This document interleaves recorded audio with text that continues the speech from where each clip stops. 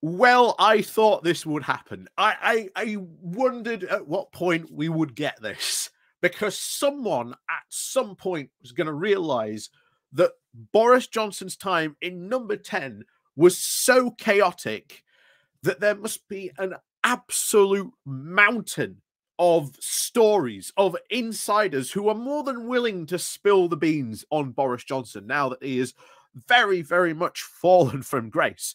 And you won't be surprised to find out, of course, it's Michael Gove, who is apparently, according to this book, the biggest spiller of beans of what went on inside the chaotic times of Boris Johnson's number 10. And as I have said, and I will maintain, I really do think that Gove is playing the long game. I think he knows his opportunity will not come until maybe after Rishi Sunak is gone. And that will be probably after they lose the next election, because Sunak would have to absolutely step down. And then there will probably be an almighty fight. Will he stand for that in that election? I don't know. Maybe he will just take a step back. And once again, as we've seen before, Gove has a habit of, if he thinks that a particular, shall we say, leadership campaign isn't worth fighting in because it's going to get very messy, or maybe I'll just stand back and watch from the sidelines and wait for his time, which I highly suspect he is waiting for, to one day take sort of the reins of power. And I do very much think that eventually Michael Gove will be leader of the Conservative Party. I think it's only a matter of time. I just think he's waiting for his right opportunity. As I've said, I think he's playing the long game. But, of course, it is not surprising that here he is dishing the dirt on Johnson, getting some good old-fashioned revenge, because when originally Michael Gove went for his chance to try and be leader of the Conservative Party, well, Boris Johnson very, very quickly punctured his balloon.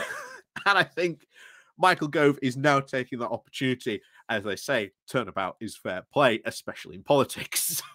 So let's find out what went on, because some of these accounts are fascinating, absolutely fascinating. And if some of these turn out to be corroborated by other books, or other people say, yeah, that happened, then some of these revelations in here are really explosive and just go to show that Johnson was in no way a leader and should have never, ever been allowed near number 10. And yet people wonder why he was so upset when he was London mayor, where he was surrounded by advisors who pretty much did all the work for him and didn't get to make any big decisions, but would sort of palm him off to go do some fun activities, which sort of kept him sated. But when he was prime minister, he wasn't surrounded. He was the one who got to choose his friends and allies and who was in and who was out. And, well, we all know how that ended up. But these inside stories are very interesting. So this is absolutely a book I will be certainly trying to get a hold of, because some of the stories here, these are just apparently the tidbits, because they always tempt you with some of these stories like this, and then they save the better stories or even more of these stories for the actual book themselves. So yeah, I'm going to be definitely trying to get my hands on this book. So as always, thank you very much to those people who, again, help support the channel with the Patreon page down below, the one-off donation link called Buy Me Coffee, where you can buy me coffee, the Patreon, the YouTube club we've got called the Pony Club, the YouTube thank you button, and of course, even if you just click on the like and share button, and of course, if you are new, do subscribe to the channel. And of course, as always, thank you very much to everyone who does support the channel. Like I say, all your help is very, very much appreciated. Like I say, so let's go on into this, because some of these stories, oh boy.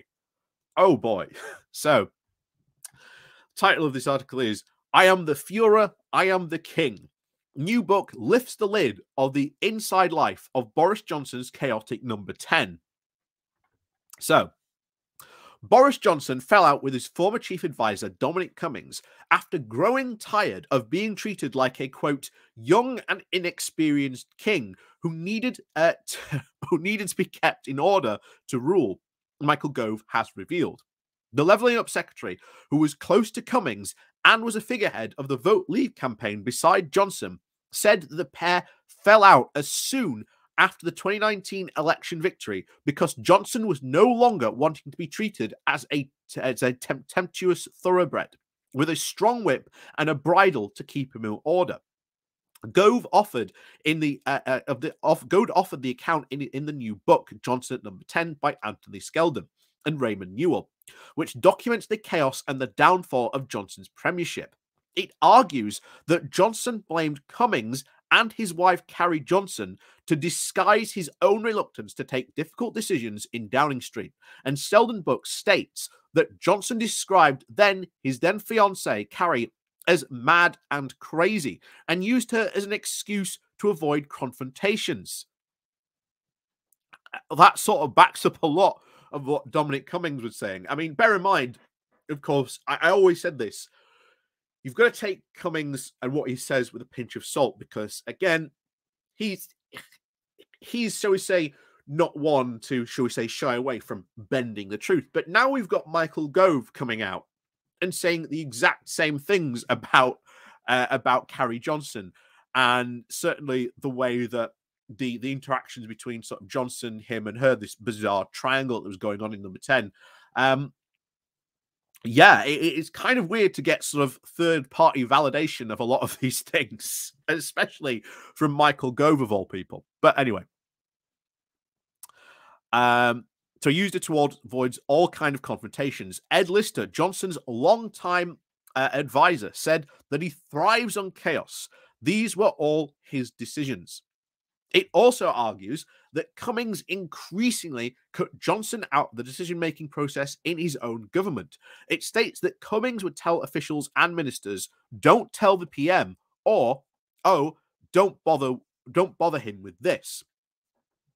So again, very interesting that Cummings becoming almost a de facto unelected leader in Parliament in sort of Number 10. And what did Cummings have a lot to say about unelected leaders being in the EU? Oh.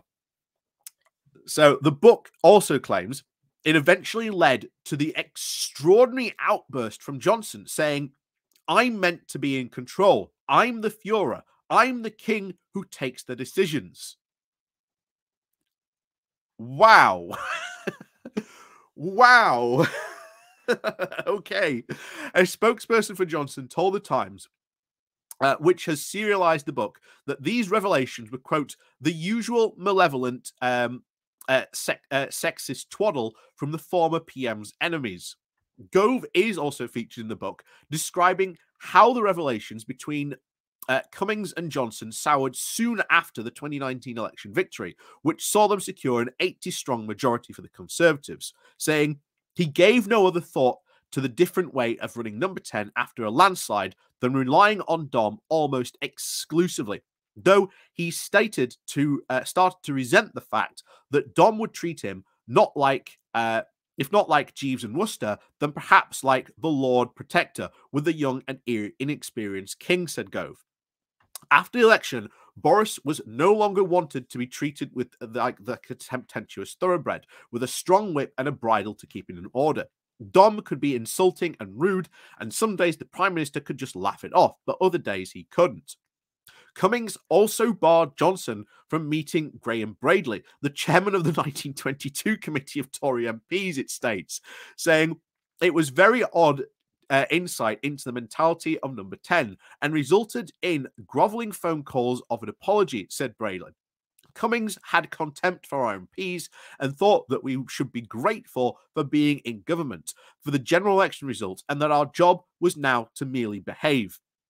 Cummings ultimately left Downing Street in November of 2020 after losing in a power struggle with Carrie Johnson.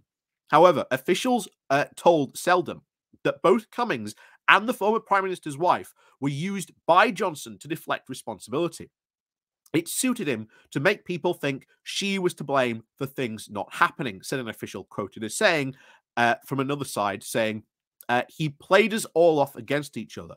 He would tell us that she was impossible to deal with, that she was mad, crazy, he couldn't control her. Who would do whatever she wanted. Then he'd go upstairs and tell her that we were all impossible and that he couldn't control us. He liked to pour petrol on both sides just to see what would happen to the fire. I mean, wow. Wow. Wow. I mean,